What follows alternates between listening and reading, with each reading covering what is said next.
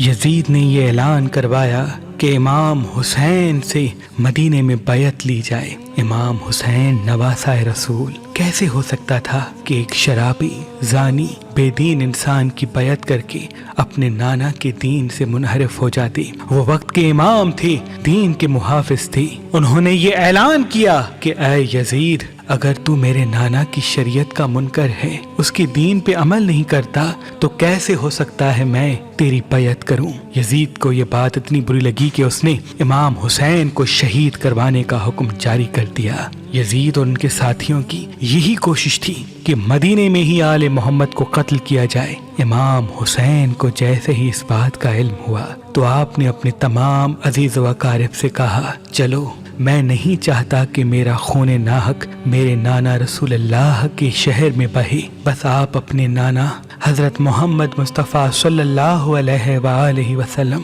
की कब्र मुबारक पे आते हैं और रो के फरियाद बुलंद करते हैं कि ऐ नाना, अब तेरी उम्मत मुझे तेरे शहर में रहने नहीं देती। रोते रोते आपकी आंख लगती है। आप ख्वाब देखते हैं कि हजरत मोहम्मद मुस्तफ़ा सल्लल्लाहु अलैहि वसल्लम फरमाते हैं, ऐ मेरे हुसैन, तू जहाँ जहाँ जाएगा तेरा नाना भी तेरे साथ होगा। ऐ हुसैन, तेरी कुर्बानी के बगैर अल्लाह का दीन बच नहीं सकता।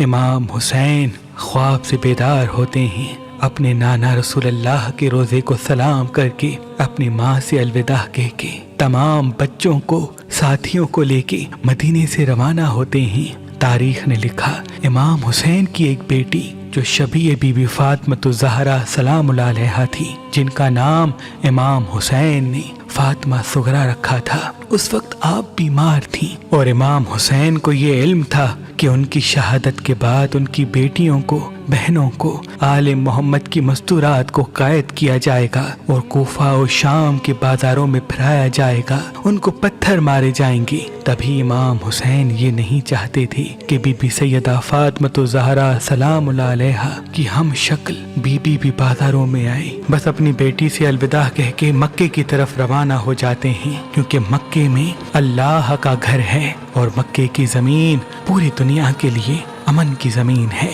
इमाम हुसैन मक्के में कुछ माह गुजारते हैं। यजीद को ये इल्म हुआ कि इमाम हुसैन मदीने से मक्का आ गए हैं, तो वो खुशी से ये कहता है कि ये तो और अच्छा हो गया कि हम इमाम हुसैन को काबतुल्लाह के तवाफ के दौरान ही कत्ल करेंगे। इससे एक तो काबतुल्लाह की इज्जत भी खत्म हो जाएगी, नौजुबिल्लाह, और इमाम हुसैन भी शहीद हो जाएंगे। और इतने में मौला हुसैन के चाहने वाले जो कूफे में मुकीम थे, वो बार बार खत लिखते रहे कि ऐ नवासाए रसूल, अब कूफा रहने के काबिल नहीं रहा।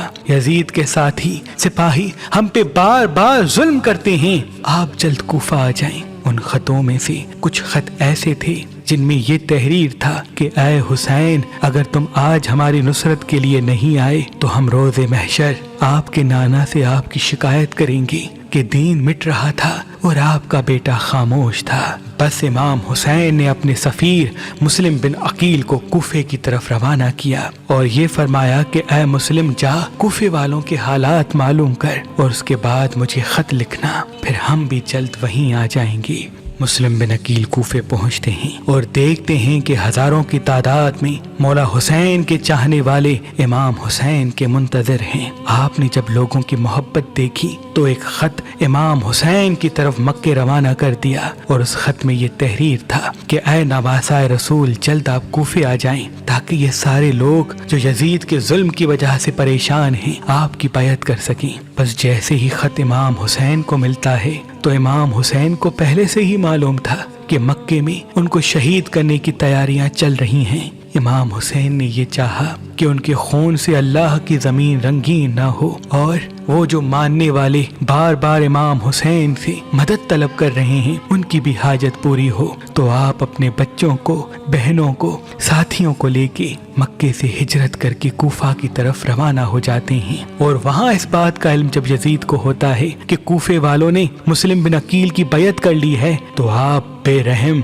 बेदीन और मोहम्मद व आले मोहम्मद से नफरत करने वाले उबैदुल्लाह इब्न ज़ियाद को कूफे का गवर्नर बनाते हैं ताकि वो आले मोहम्मद के चाहने वालों पे जुल्म कर सके, मुस्लिम की बैत तोड़ सके। بس ابن زیاد کسی کا سر کٹواتا ہے، کسی کو سونے سے خریدتا ہے، کسی پہ ظلم کرتا ہے، کسی کو لالچ دیتا ہے، اور رفتہ رفتہ لوگ حضرت مسلم بن عقیل سے دور ہوتے جاتے ہیں، یہاں تک کہ آپ تنہا رہ جاتے ہیں اور کوفے کی گلیوں میں پھرتے رہتے ہیں اور کہتے رہتے ہیں، اے کوفے والو، تم نے تو مجھے خط لکھ کے بلایا تھا اور آج اپنے اپنے گھروں میں ایسے چھپ کے بیٹھے ہو جیسے تم مجھے جانتے ہی نہیں۔ حضرت مسلم بن عقیل چلتے چلتے ایک گھر کے پاس آتے ہیں اور اس کی دہلیز پہ بیٹھ جاتے ہیں۔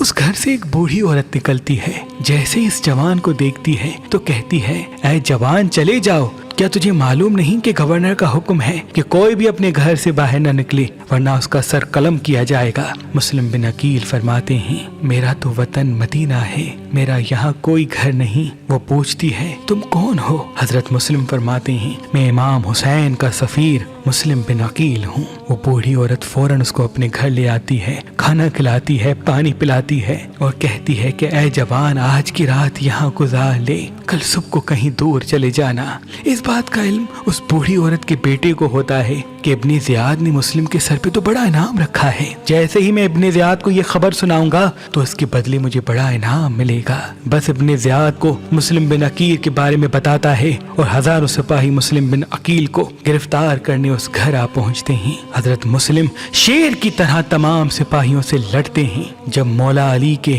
اس بھتیجے کا کوئی مقابلہ نہیں کر پاتا تو وہ کھڈا کھودتے ہیں اور مکر سے حضرت مسلم بن عقیل کو اس کھڈے میں گرا دیتے ہیں۔ آپ کو گرفتار کر کے جیسے ہی ابن زیاد کے دربار میں لے آتے ہیں، ابن زیاد ہنس کے کہتا ہے، اے مسلم دیکھ، آج ہم نے تمہیں گرفتار کر لیا، ان قریب ہم تیرے امام کو بھی شہید کر لیں گے۔ حضرت مسلم بن عقیل فرماتے ہیں، اے ظالم ڈر، وہ اللہ کے دین کی حفاظت کر رہا ہے اور تو شیطان کی پوجا کر رہا ہے۔ یہ مال دنیا کب تک تیرے کام آئے گا؟ ان قریب تو بھی مر جائے گا، یہ تیرا دبدبا مرتبہ ختم ہو جائے گا اور اس قبر میں سوائے تمہارے اعمال کے کچھ نہیں ہوگا۔ وہ ہنس کے کہتے ہیں کہ ہم ان باتوں کو نہیں مانتے۔ پھر وہ کہتے ہیں، اے مسلم، اپنی کوئی خواہش ہو تو بتا۔ حضرت مسلم بن عقیل فرماتے ہیں، میری ایک ہی خواہش ہے کہ میرا پیغام میرے امام حسین تک پہنچایا جائے کہ وہ کوفہ نہ آئے، کیونکہ کوفہ کے لوگ بے وفا ہیں۔ ابن زیاد اور اس کے دربار والے